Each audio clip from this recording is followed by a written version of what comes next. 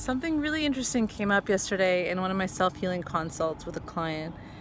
Uh, this person was entering into a more committed phase in their romantic relationship, and there were some concerns about reverting to old patterns of codependency and people-pleasing that had happened in earlier relationships. And this is something I can wholeheartedly relate to.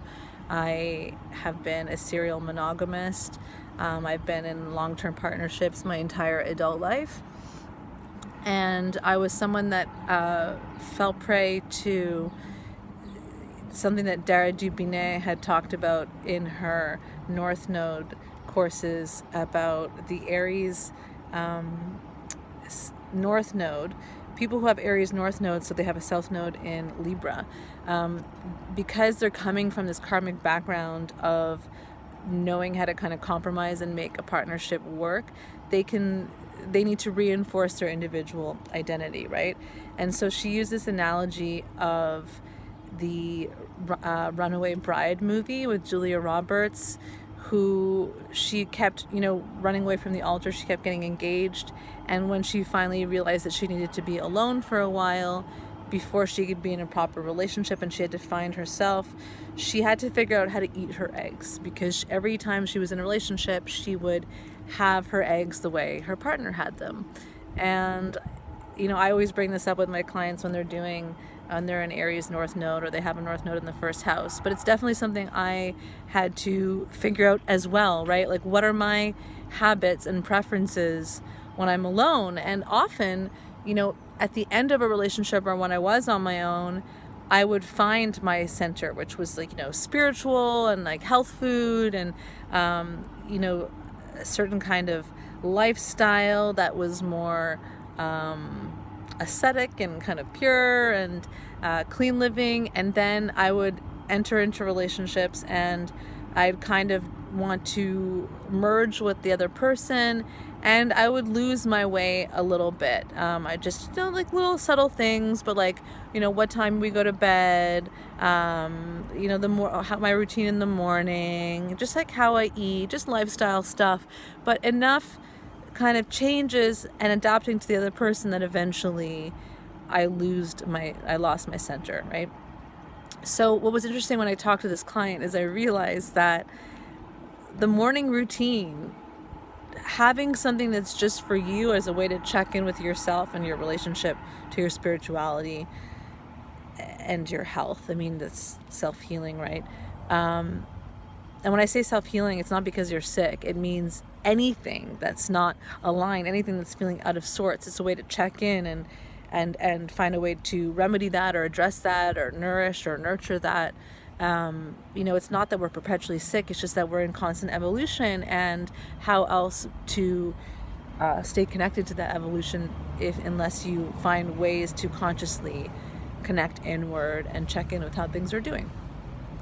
So I was realizing that this morning ritual course that I'm just putting out, that it's in pre-sale, this client had joined the course, and I was thinking, wow, this is the perfect thing, the perfect timing for them to instill a daily practice that's just for them, because it's a way to ensure that we don't get lost in somebody else or just even in another environment. It's really good when you're traveling to have this constant amidst our change and evolution and transition.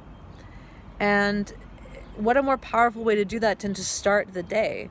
Sure, during the day things are going to come up that you can't predict, but if you start every day by establishing a kind of a baseline with yourself, then you can ensure that you have a point of contact inwards, and you're less likely to become engulfed in your projections of the other person, of what you think that their expectations are of you, even if they're not real, even if they're your own perceived expectations of yourself.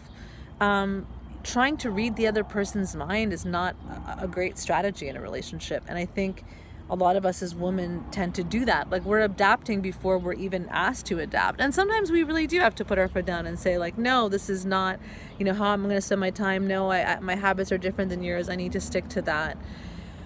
But for sure, I've been in my relationship for 7 years, and it's been the one I've been the most successful in establishing and maintaining a strong sense of individuality within the partnership.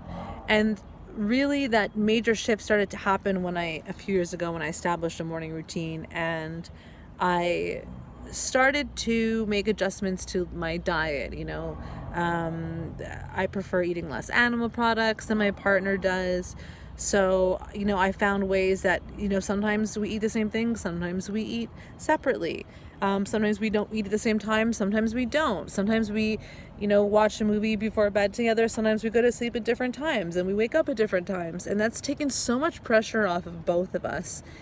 And I think that once each individual person is really in tune with their own rhythms, it allows you to more consciously connect, because then you don't have any resentment that you abandon yourself to try to meet the other person where they are. By feeling really connected and empowered and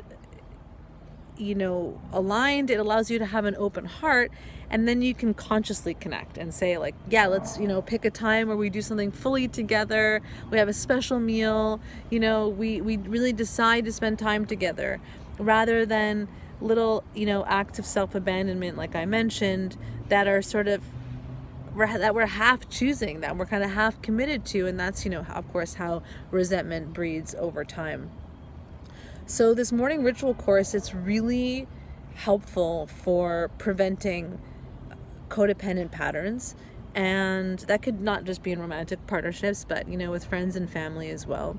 And eventually, if you do it long enough, it bleeds into the rest of the day, into your bedtime routine, your meal times, how you structure your day, work and personal time.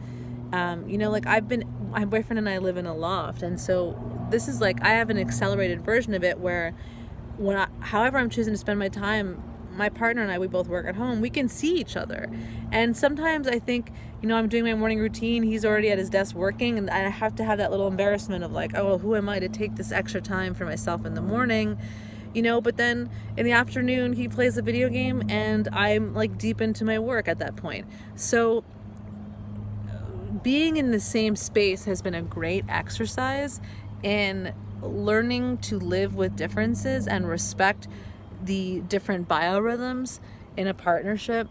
And again, if you're someone that tends to lose yourself in partnerships and you're in a transition right now, whether that's a new job or a new phase in your relationship, I think the course can be really helpful for you. It certainly has been the difference for me, the catalyst for me in sort of differentiating myself within a committed relationship. So the course is going to be on pre-sale until May 23rd, at which point the price will double, and that's going to be its permanent price. And all the course materials will become available on that date. Right now, I suggest those who sign up just to start with the introduction and get their setup ready as is instructed in that video and PDF.